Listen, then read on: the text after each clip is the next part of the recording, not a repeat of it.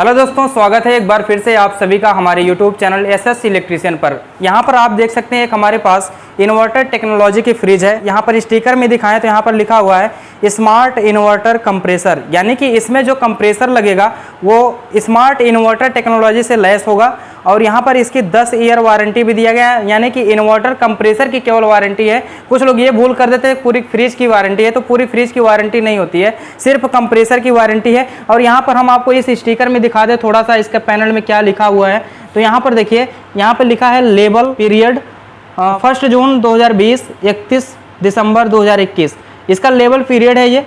यहाँ पर लिखा है electricity consumption 164 unit per year, मतलब कि 164 यूनिट एक साल में ये खपत करेगा। और यहाँ पर देखिए अप्लायंसेस लिखा है, ये कौन सा अप्लायंसेस है, तो यहाँ पर रेफ्रिजरेटर लिखा है, मतलब ये फ्रिज है। और उसके बाद यहाँ पर लिखा है ब्रांड कौन सा है, एलजी ब्रांड है, मतलब कि अपनी कंपनी का यहाँ पर नाम लिखा हुआ है। और यहाँ पर लिखा है टाइप, तो यहाँ पर लिखा है डायरेक्ट कूल। और यहाँ पर मॉडल और ईयर लिखा हुआ है, यानी कि मॉडल नंबर और किस ईयर में ये बनाई गई है ये भी लिखा हुआ है। आप इसका स्क्रीनशॉट भी ले सकते हैं। और यहाँ पे लिखा है ग्रॉस वॉल्यूम का मतलब कि 188 लीटर का ये फ्रिज है, यानी कि इसकी जो कूलिंग कैपेसिटी है वो 188 लीटर की है। और यहाँ पर स्टोरेज वॉल्यूम मतलब कि इसमें 178 लीटर जो होती है कूलिंग कैपेसिटी स्टोर हो सकती है, ये चीज़ें यहाँ पर बताई गई हैं। और यहाँ पर देखिए कुछ और स्टिकर लगाए गए हैं, तो यहाँ पर बार कोड को स्कैन करके आप और कुछ भी इसके बारे में देख सकते हैं। और यहाँ पर लिखा हुआ है works without stabiliser 90 volt to 310 volt, यानी कि ये 90 वोल्ट से 310 वोल्ट तक चलाई जा सकती है। यानी कि 90 वोल्ट हमारे घर में लाइट आ रही है तब भी हमारी फ्रिज चल सकती है, और 310 वोल्ट भी आ रही है तब भी चल सकती है। और इन दोनों वोल्टेजों के बीच में भी अगर वोल्टेज आ रहा है तो भी हमारी फ्रिज चल सकती है। इसका मतलब आप समझ गए होंगे कि ये स्टेबलाइजर फ्री रेफ्रिजरेटर है। और यहाँ पर हम आपको आज की वीडियो में इसके पार्टों को खोलना बताएंगे, किस पार्ट को कैसे खोला जाता है। तो यहाँ पर देखिए सबसे पहले हम फ्रंट पैनल को देख लेते हैं, इसके दरवाजे को खोलते हैं। यहाँ पर देखिए क्या क्या लगा हुआ हम आपको पहले बता दें।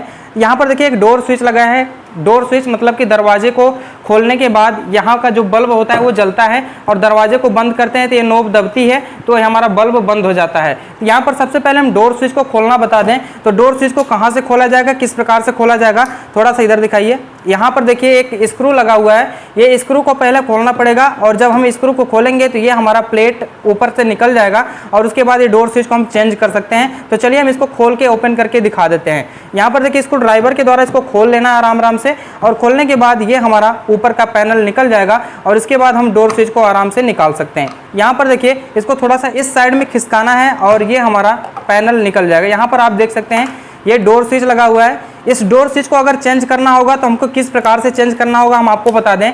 यहाँ पर देखिए 2 वायर आए हुए हैं, एक इन वाला होता है और एक आउट वाला होता है जो बल्ब को जाता है। तो यहाँ पर देखिए इसको बदलना कैसे है, सबसे पहले इस वायर को निकालना होता है। इस वायर को निकालने के लिए यहाँ पर देखिए एक क्लैंप लगा हुआ, इस क्लैंप को जब दबाएंगे तभी हम यहाँ से वायर को निकाल पाएंगे। तो चलिए हम इसको दबा के इसको निकाल लेते हैं।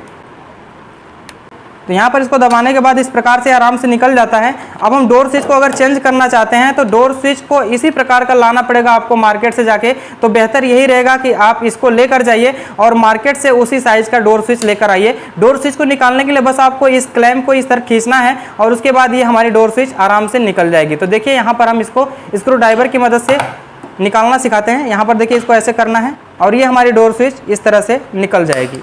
तो देख सकते हैं आप ये डोर स्विच इस प्रकार से निकल जाएगी। इसी के साइज के डोर स्विच लेके आना है और इसमें लगा देना है। इसको लगाना कैसे देखिए, यहाँ पर इसके नोब को पहले इसके अंदर डालना है और उसके बाद इस डोर स्विच को इस प्रकार से दबा देना है, तो ये हमारी डोर स्विच आराम से लग जाएगी। तो इस प्रकार से हम डोर स्विच को चेंज कर सकते हैं। इसके वायर को हम यहाँ से लेके आते हैं और इसमें लगा देते हैं। यहाँ पर देखिए इसके वायर को ऐसे लेके आना है और इसमें लगा देना है। लगाने के बाद यहाँ पर देखिए बीच में वायर को फंसाने के लिए बनाया गया है, तो इसको इस प्रकार से दबा देंगे तो ये हमारा लग जाएगा। तो चलिए अब हम इसको फिट कर लेते हैं, और फिट करने के बाद हम आपको आगे की प्रोसेस दिखाते हैं, किस प्रकार से बल्ब को खोलना है, किस प्रकार से इसके थर्मोस्टेट को निकालना है। ये सारी चीज़ें हम आपको इसी वीडियो में बताएंगे। तो चलिए हम इसको बंद कर लेते हैं। यहाँ पर देखिए एक लॉक बना हुआ है, यहाँ पर लॉक बना हुआ है। इस लॉक को इस प्रकार से यहाँ पर लगाना है, और लगाने के बाद ये हमारा डोर स्विच को थोड़ा सा इस साइड में दबाना है, और दबाने के बाद इसमें स्क्रू लगा देना है। ये हमारा प्रॉपर तरीके से फिट हो जाएगा। तो इस प्रकार से इसके डोर स्विच को चेंज कर सकते हैं। अब चलिए हम नीचे चलते हैं और यहाँ पे दिखाते हैं आपको किस प्रकार से इसके फ्रंट पैनल को खोलना है, फ्रिज का सबसे अधिक ठंडा होने वाला पार्ट यही होता है। तो चलिए इसको कैसे खोलना है हम आपको बता देते हैं। इसको खोलने के लिए आपको क्या क्या सावधानी बरतनी है। यहाँ पर देखिए जो ये ग्लास का ट्रे लगा हुआ है इसको हम यहाँ पर निकाल लेते हैं और इसको निकालने के बाद हम आगे की चीज़ें बताते हैं किस प्रकार से खोलना है। अब यहाँ पर देखिए जो हमारा एवापरेटर है, एवापरेटर का यहाँ पर अंदर वाला पैनल आप देख सकते हैं, ये हमारा एवापरेटर है। इसके बाहर यहाँ पर जो हमारा थर्मोस्टेट की बॉडी होती है ये लगी होती है, इसी में हमारा थर्मोस्टेट और बल्ब फिट होता है। तो चलिए हम पहले बल्ब को चेंज करना बता देते हैं। अगर मान लीजिए आपके फ्रिज का बल्ब खराब हो जाए तो उसको कैसे चेंज करेंगे। उसको चेंज करने के लिए आपको किसी भी नट को खोलने की आवश्यकता नहीं है। उसको चेंज करने के लिए बस आपको ये लैंप वाला जो यहाँ पर दिख रहा है, लैंप 10 वाट लिखा हुआ है, इसके आगे शीशा लगा हुआ है, इस शीशा को ऐसे दबाना है उंगली के माध्यम से और इसको इस तरह से खींच लेना है तो ये हमारा निकल जाएगा। और निकलने के बाद इस बल्ब को, ये चूड़ीदार बल्ब होता है, इसको घुमा घुमा के खोल लेना है। इसको देखिए अभी एंटी क्लॉकवाइज घुमाया जा रहा है। एंटी क्लॉकवाइज घुमाने के बाद ये हमारा बल्ब निकल जाएगा, इस तरह से खुल जाएगा। और अब आप इसी साइज का बल्ब लाएंगे और इसमें इस तरह से फिर से क्लॉकवाइज घुमा के फिट कर देंगे। तो इस प्रकार से हमारा बल्ब को चेंज किया जा सकता है। अब बल्ब को चेंज कर दिया, मान लीजिए इसका होल्डर खराब हो गया या फिर ये थर्मोस्टेट खराब हो गया, उसको कैसे चेंज करना है हम आपको ये भी बताते हैं। तो देखिए यहाँ से पहले इसको खोलना है और खोलने के बाद आपको 2 स्क्रू दिखाई देंगे। एक इस साइड में स्क्रू दिखाई दे रहा है और यहाँ पर एक इस साइड में स्क्रू दिखाई दे रहा है। तो पहले दोनों स्क्रू को खोलना है। तो चलिए खोल लेते हैं। पहले यहाँ पर देखिए इस स्क्रू को ऐसे खोल लेना है। ये स्क्रू अब यहाँ से खुल जाता है और खुल जाने के बाद इस स्क्रू को भी खोल लेना है और ये जब खुल जाएगा तो हमारा जो ये पैनल है ये बाहर निकल जाएगा। तो चलिए हम इसको खोल लेते हैं। तो दोनों स्क्रू इस प्रकार से खुल चुके हैं। खुल जाने के बाद हम यहाँ पर ये फ्रंट पैनल इसका निकाल लेते हैं। देखिए निकालना कैसे, आराम आराम से इसको निकालना है। सावधानी बरतनी है कि ये टूटे ना। थर्मोस्टेट की पूंछ होती है वो हमारे लॉकर में फंसी होती है, यहाँ पर देख सकते हैं आप। तो इसको यहाँ से खोल लेना है ऐसे और ये निकल जाएगी। तो इस प्रकार से इसको निकाल लेना है और निकालने के बाद अब हम इसको निकाल सकते हैं आराम से। तो यहाँ पर देखिए ये आराम से इस प्रकार से निकल जाएगा। इस प्रकार से निकालने के बाद यहाँ पर देखिए केवल एवापरेटर बच रहा है। अगर एवापरेटर को भी खोलना है तो एवापरेटर के लिए यहाँ पर 2 स्क्रू और लगाए गए हैं। एक स्क्रू यहाँ पर है और एक स्क्रू यहाँ पर है। इन दोनों स्क्रूओं को खोलेंगे तो एवापरेटर हमारा दोनों पाइपों के साथ यानी कि कैपिलरी ट्यूब और जो सक्शन पाइप होती है उसके साथ निकल जाएगा। लेकिन एवापरेटर को निकालने के लिए सबसे पहले कंप्रेसर के पास से दोनों ही पाइपों को काटना पड़ेगा या वेल्डिंग गन से गर्म करके अलग करना पड़ेगा, तब जाके इस एवापरेटर को निकाला जा सकता है। दोनों पाइपें कौन सी होगी, यानी कि जो हमारे फिल्टर में कैपिलरी ट्यूब लगी होगी उसको निकालना होगा और जो हमारे सक्शन लाइन में ये वाली पाइप यहाँ की रिटर्न पाइप जो गई होती है वो वाली काटना होगा। दोनों को एक साथ निकालना है। तो उस प्रकार से हमारा एवापरेटर निकाला जा सकता है।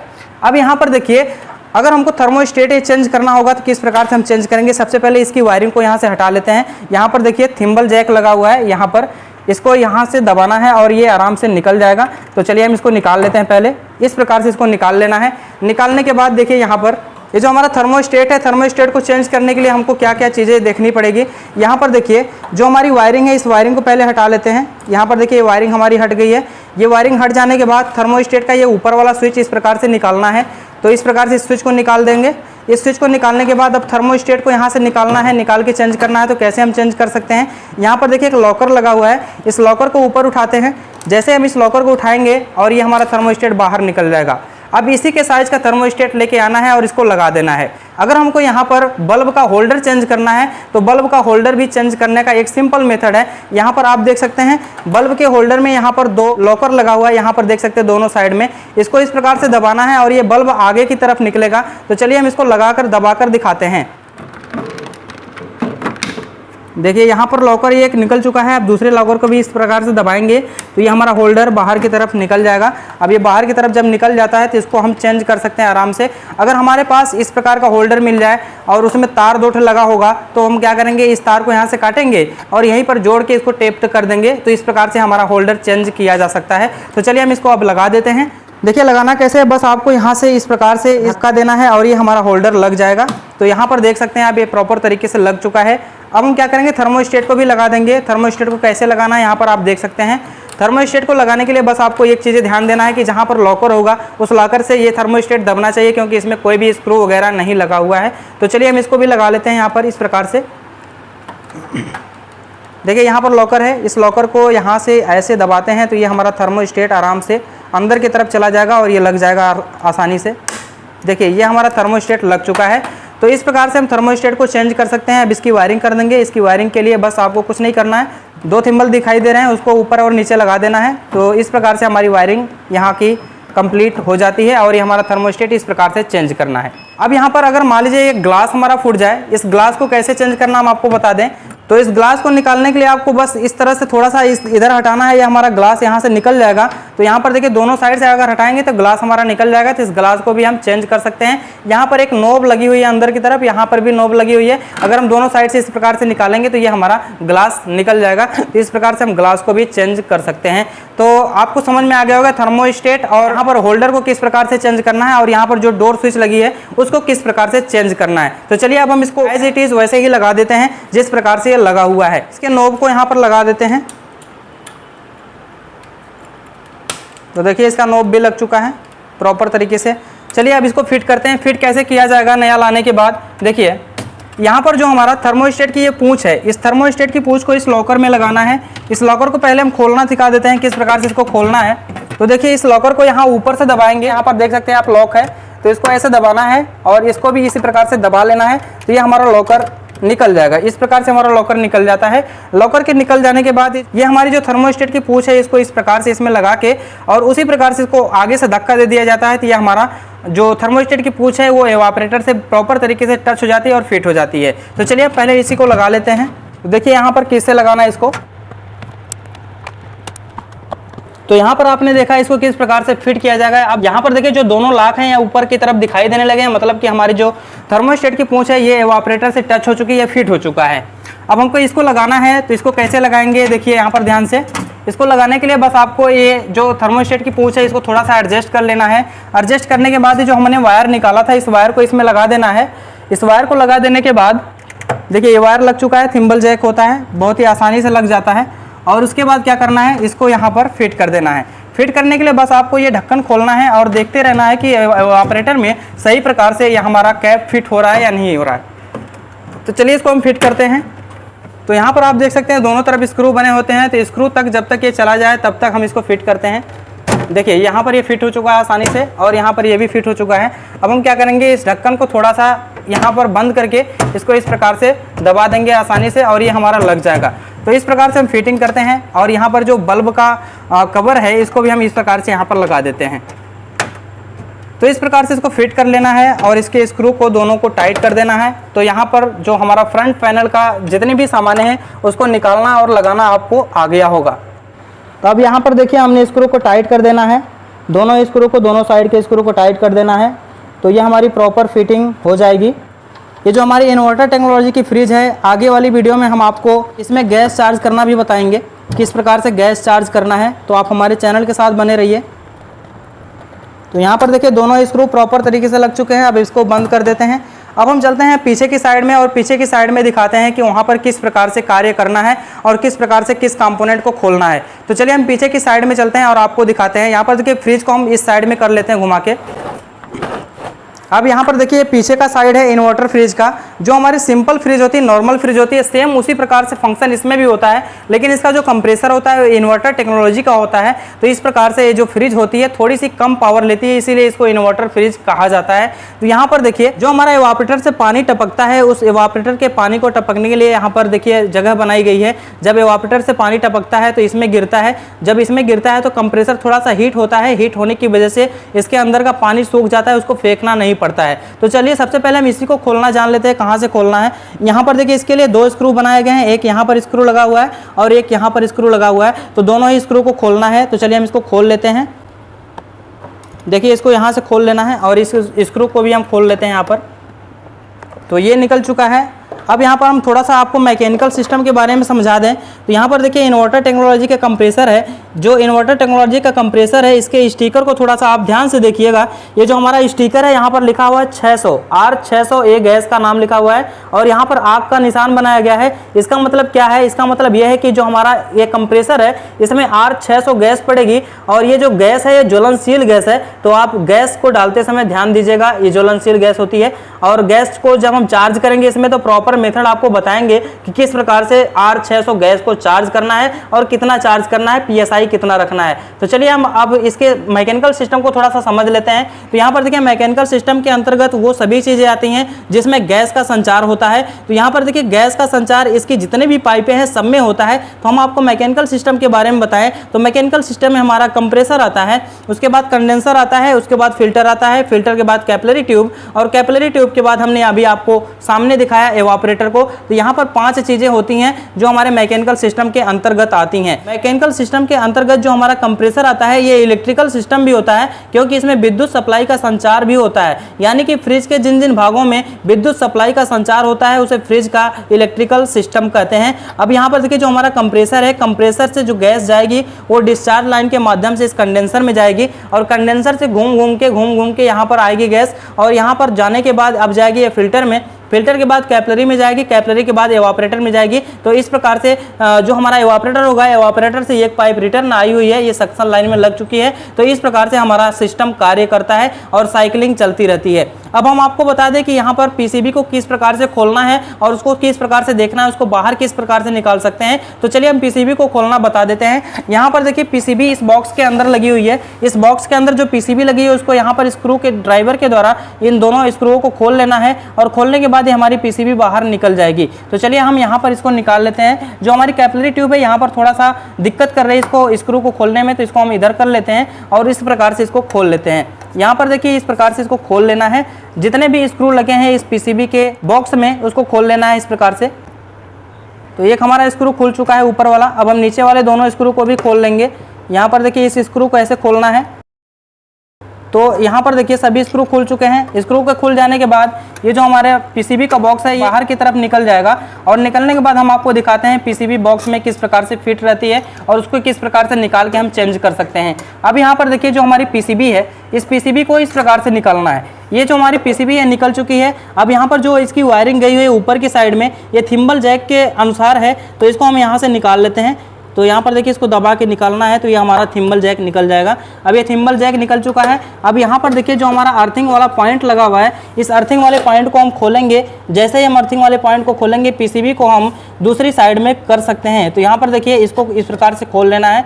तो अब यहाँ पर जो वायर है ये प्रॉपर तरीके से हमारे बाहर आ सकते हैं। अब यहाँ पर देखिए जो कंप्रेसर में लगा हुआ है, तो कंप्रेसर के थिम्बल जैक को भी हम हटा लेंगे। इसको हटाने के लिए बस आपको स्क्रू ड्राइवर की मदद से इसके जो जैक होते हैं इस जैक को इस प्रकार से ऐसे करना है, और ये हमारा थिम्बल जैक आसानी से निकल जाएगा। तो अब देखिए हमारी पीसीबी ये बाहर आ चुकी है। ये पीसीबी हमारी बाहर आ जाने के बाद हम आपको बता दें कि इस पीसीबी को खोलना कैसे है और इसमें क्या चीज़ें खराब होने पर किस प्रकार से चेंज करना है। तो हम आपको बता दें कि जो हमारी पीसीबी का ऊपर वाला पैनल है इसको इस प्रकार से स्क्रू ड्राइवर की मदद से खोल लेना है, और खोल लेने के बाद इस पीसीबी को आसानी से निकाला जा सकता है। तो चलिए हम इसके दोनों स्क्रू को खोल लेते हैं। तो यहाँ पर देखिए दोनों ही स्क्रू खुल चुके हैं। खुल जाने के बाद इसके ढक्कन को इस प्रकार से हटाना है। हटाने के बाद ये जो हमारी पीसीबी दिख रही है आप देख सकते हैं आसानी से, और इस पीसीबी में जो वायर लगा हुआ है, ये वायरिंग जो होती है ना, ये वायरिंग हमारी मिलती है। आप मार्केट से इस वायरिंग को खरीद सकते हैं। जिस प्रकार से हमारे बाइक की वायरिंग मिलती है उसी प्रकार से इस पीसीबी की, इस फ्रिज की भी वायरिंग मिलती है। तो इसको इस प्रकार से निकाल लेना है, और निकालने के बाद आप यहाँ पर देखिए इसको इस प्रकार से सभी थिम्बल जैक को इस प्रकार से निकाल सकते हैं। अगर वायरिंग हमारा कोई चूहा काट दिया है या फिर वायरिंग खराब हो चुकी है, तो आप इस प्रकार से इसको किसी भी जो एसी फ्रिज की दुकान होगी उसको वहाँ और इसको लेके जाएंगे तो आपको ऐसी ही वायरिंग बिल्कुल मिल जाएगी। बस आपको ले जाके लगाना है इस पीसीबी में। तो इस पीसीबी में लगाने के लिए हम आपको बता दें, तो यहाँ पर देखिए पीसीबी में लिखा हुआ है, यहाँ पर लिखा हुआ OLP और यहाँ पर लिखा है अर्थिंग वाला पॉइंट। तो यहाँ पर एक जैक लग जाएगा। एक जैक यहाँ पर लाइन न्यूट्रल के लिए है, और यहाँ पर देखिए एक जैक यहाँ पर थर्मोस्टेट के लिए है, और यहाँ पर देखिए प्रोग्रामिंग भरने के लिए ये हमारा जैक बना हुआ है। तो इस जैक का कोई काम विशेष नहीं है। और यहाँ पर देखिए जो हमारा UVW टर्मिनल होता है उसका जैक यहाँ पर बना हुआ है, यानी कि कंप्रेसर का टर्मिनल यहाँ पर लगेगा। तो इस प्रकार से हम पीसीबी को चेंज कर सकते हैं। अगर हमारी पीसीबी खराब है तो उसको चेंज कर सकते हैं। पीसीबी को चेक करने के लिए हम आपको अगली वीडियो में बताएंगे कि इसको किस प्रकार से चेक किया जाएगा, किस प्रकार से आइडेंटिफाई किया जाएगा कि हमारी पीसीबी खराब है कि कंप्रेसर खराब है। ये सारी जानकारी आपको अगली वीडियो में मिल जाएगी। तो चलिए फिलहाल में हम आपको बता देते हैं कि किस प्रकार से इसको फिर से फिट किया जाएगा। या मान लीजिए कि अगर हम पीसीबी कोई नई लेके आए तो नई पीसीबी को लगाने का तरीका क्या होगा। सबसे पहले यहाँ पर देखिए जो ग्रुप बना हुआ है इस ग्रुप को इसमें लगाएंगे। इस प्रकार से इसको लगाना है। देखिए इस साइड में दिख रहा है, इस साइड में दिख जाने के बाद यहाँ पर इसको इस प्रकार से लगा लेना है। यहाँ पर देखिए पीसीबी हमारी फिट हो चुकी है। अब पीसीबी के फिट हो जाने के बाद यहाँ पर जो हमारी वायरिंग है, इस वायरिंग को किस प्रकार से करना हम आपको बता दें।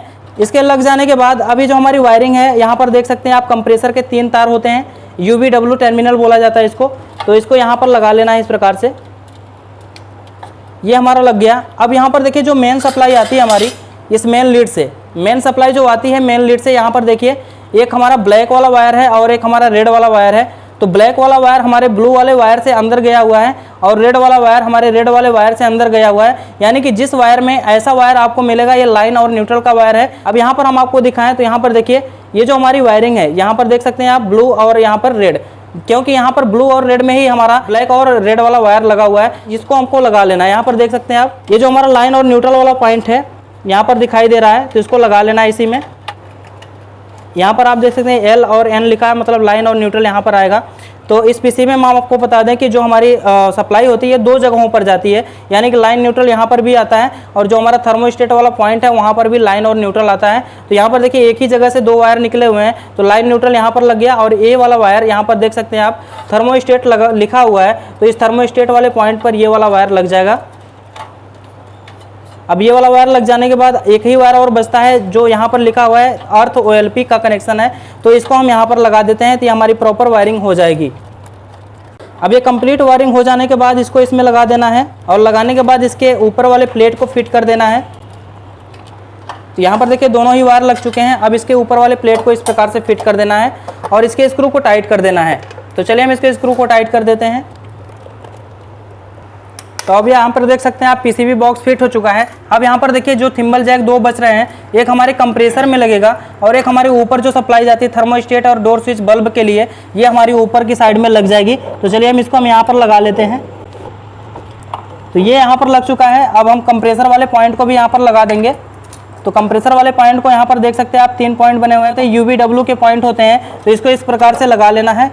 तो यहाँ पर देख सकते हैं आप इस प्रकार से आसानी से लग जाएगा। लग जाने के बाद यहाँ पर देखिए जो हमारे अर्थिंग वाले पॉइंट हैं, यहाँ पर देखिए अर्थिंग वाला एक पॉइंट ये है, एक पॉइंट ये है। तो पहले हम पीसीबी को यहाँ पर फिट कर लेते हैं, उसके बाद अर्थिंग वाले पॉइंट को इस बॉडी में टाइट कर दिया जाएगा। तो चलिए हम पीसीबी को फिट कर लेते हैं। यहाँ पर देखिए जो कैपिलरी ट्यूब है इसको यहाँ पर फंसा देते हैं। फंसा देने के बाद ये जो हमारी पीसीबी है, पीसीबी को इस प्रकार से लगा लेना है, आराम से लग जाएगी ये। यहाँ पर देख सकते हैं आप पीसीबी को इस प्रकार से लगाना है, ये फिट हो जाएगी। और फिट हो जाने के बाद इसके जो स्क्रू होंगे उसको टाइट कर देंगे। यहाँ पर देखिए इसका स्क्रू है, इसको टाइट कर देना है यहाँ पे स्क्रू ड्राइवर की मदद से। तो ये हमारा पीसीबी बॉक्स यहाँ पर फिट हो चुका है। अब यहाँ पर जो हमारी केबल होती है, जो हमारी मेन लीड होती है, इस मेन लीड को भी यहाँ पर फिट करना है। तो मेन लीड को यहाँ पर फिट करने के लिए आपको यहाँ पर 2 स्क्रू की आवश्यकता पड़ेगी। एक स्क्रू यहाँ पर लग जाएगा और एक स्क्रू हमारा यहाँ पर लग जाएगा। तो दोनों स्क्रू को हम लगा देते हैं। तो यहाँ पर देखिए दोनों स्क्रू लग चुके हैं। हमारा जो पीसीबी बॉक्स है ये फिट हो चुका है। पीसीबी बॉक्स के फिट हो जाने के बाद ये जो हमारी अर्थिंग वाले वायर दोनों दिख रहे हैं, ये जो हमारा अर्थिंग वाला वायर है, दोनों के एक ही में लगा के स्क्रू ड्राइवर की मदद से एक स्क्रू के द्वारा इस बॉडी में कस दिया जाएगा। तो चलिए हम इसको टाइट कर देते हैं। यहाँ पे स्क्रू को यहाँ पर लगाना है और लगाने के बाद इसकी बॉडी में इसको कस देना है। तो चलिए हम इसको कस देते हैं। तो ये हमारा अर्थिंग वाला पॉइंट भी लग चुका है। अब हम इसके चीलर ट्रे को लगा देंगे, यानी कि जो एवापोरेटर से पानी टपकता है उस बॉक्स को हम यहाँ पर लगा देंगे। तो चलिए उसको लगा देते हैं। उसको लगाने से पहले इसको भी हम यहाँ पर फिट कर लेंगे। यहाँ पर देखिए इसको इस प्रकार से लगा लेना है। तो ये हमारा फिट हो चुका है। यहाँ पर स्क्रू के द्वारा इसको टाइट कर दिया जाता है। स्क्रू हमारा खो गया है तो इसको हम नहीं लगा सकते। तो यहाँ पर देखिए इसको इस प्रकार से लगा लेना है और लगा लेने के बाद इसको, तो यहाँ पर देखिए इसको प्रॉपर तरीके से इसमें टाइट कर देना है। तो इसको यहाँ पर टाइट कर दिया गया है। अगर हमको कंप्रेसर खोलना रहेगा तो यहाँ पर देख सकते हैं इसका क्लैंप बना हुआ है। इस क्लैंप को ऐसे उठाना है तो ये हमारा कंप्रेसर खुल जाएगा, यानी कंप्रेसर यहाँ से निकल जाएगा। चारों तरफ ऐसा लगा होगा तो चारों तरफ इसको इस तरह से उठा लेना है स्क्रू ड्राइवर की मदद से, तो हमारा आसानी से निकल जाएगा। अगर हमको कंडेंसर खोलने की जरूरत पड़ी तो कंडेंसर को किस प्रकार से खोलना पड़ेगा यहाँ पर आप देख सकते हैं।